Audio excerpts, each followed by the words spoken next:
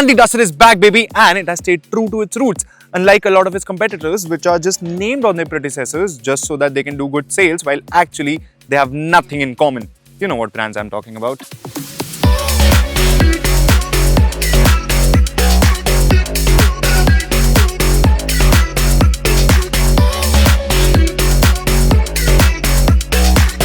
And the root thing is pretty clear just by looking at it. The shape has been carried over from the previous generation and it looks ready for off-roading, unlike its competitors which has just gotten softer and softer as the years have passed.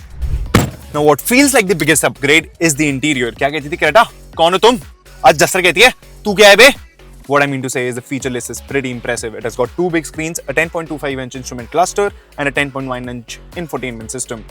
Other features include ventilated seats, panoramic sunroof, ambient lighting, and it has got dual zone climate control, which I have used for the first time.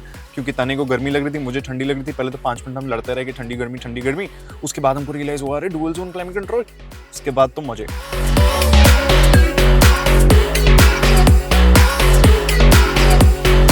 The front seats are pretty comfortable, good bolstering. I've adjusted it to my height. I'm 5'11", and the back seats, there is enough knee room.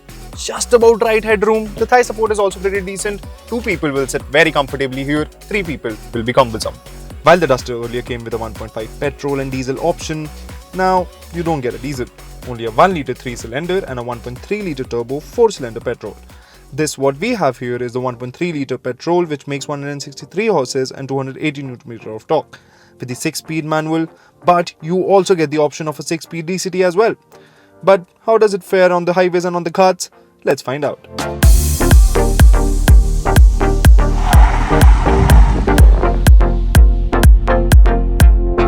While we were on the highway, I reached triple-digit speeds very easily thanks to the powerful engine. And nowhere, even when I was riding at 120, 130, the car did not feel unstable. The chassis felt very confident. The steering had weighed up nicely. And the car felt planted to the road. Which gave me a lot of confidence to actually push the car even further. And even on this twisty roads, doesn't really feel like an SUV, to be honest, when I compare it to the other C-segment SUVs.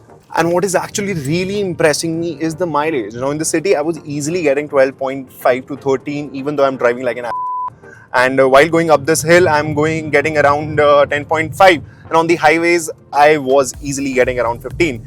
And considering that you are a sensible human, you can get even better mileage. One thing that I really like about this car is the suspensions. They are not very soft, they are not very hard.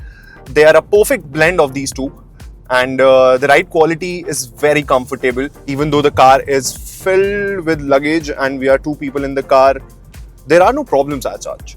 See, this car has got the basics right at least. There is power, the chassis feels comfortable, the steering is decently communicative.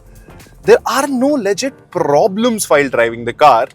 The Duster actually feels really good when you start pushing it through the corners. For an SUV, the body roll is well contained and it doesn't feel sloppy or unpredictable.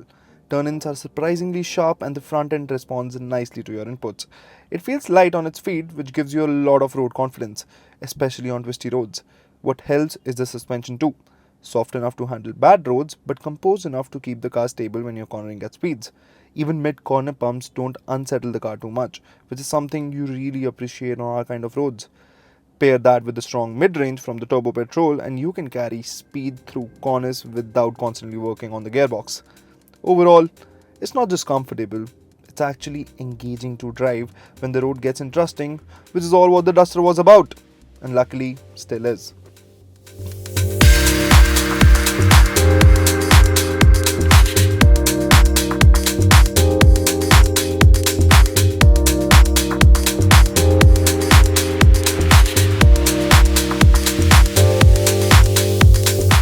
The Duster earlier came with an all-wheel drive terrain, which made it the go-to choice for off-roaders at that time. It was one of the first cars in India to offer all-wheel drive at this price point, and that played a big role in making the Duster such a hit. This Duster, unfortunately, doesn't get that option.